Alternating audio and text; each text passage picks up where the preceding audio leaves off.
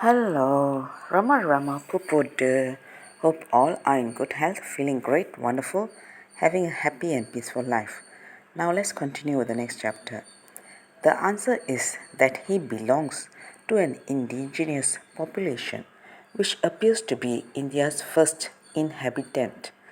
When the Aryans, India's earliest invaders, broke through the mountains in the northwest thousands of years ago and descended into the plain, they found that this native race of Dravidians and drove them into the south. These Dravidians remain a separate people to this day, except that they have absorbed the religion of their conquerors.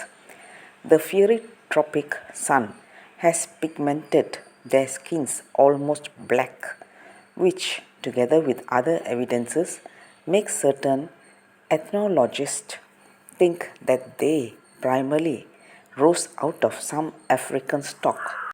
As in those early days of their undisputed sway over the entire country, the Dravidians still wear their hair long and tied in a knot behind their heads, and they still speak their primal, half chanted tongues, of which the most important is Tamil. Brahma makes the confident assertion that the brown invaders took their knowledge of yoga from his own race, just as they took certain other things in addition.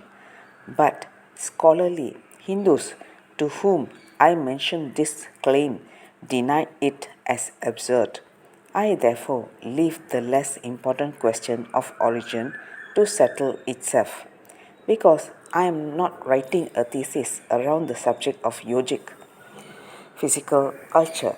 I do not purpose to describe more than 2 or 3 exercises in the art of adopting and maintaining fixed bodily attitudes, which appears to be so prominent a feature of the yoga of body control. The 20 or more postural methods which Brahma demonstrates, either in a palm fringed groove or in my more prosaic quarters, involve strangely contoured attitudes, and to Western eyes at least must appear either ludicrous or impossible or both. Some of them require balancing on both knees with feet upturned, or balancing the entire weight of the body upon the tips of one's fingers. Others take the arms behind the back and somehow bring the hands to the front again on opposite sides. Others again tie up all the limbs in a complicated knot. Still others put the legs round the neck or over the shoulders in acrobatic manner, while a fifth group twist and turn the trunk in the curiousest imaginable style. It is while watching Brahma perform some of these feats that I began to perceive how difficult will this art of yoga be. How many of these exercises comprise your system? I inquire. There are 84 postures in the yoga of body control, replies Brahma, though I do not know more than 64 at present. Even as he speaks, he practices one of these postures and sits in it as comfortably as I sit in a chair. Indeed, he tells me that this is his favorite posture. It is not a difficult one, this, but it does seem uncomfortable. His left foot is tucked into the groin, and the heel of the other foot is placed under the base of the body, the right leg being doubled back so as to carry most of the weight. What is the use of such posture? I ask again. If a yogi enters into it and then practices a certain breathing exercise, he will become more youthful.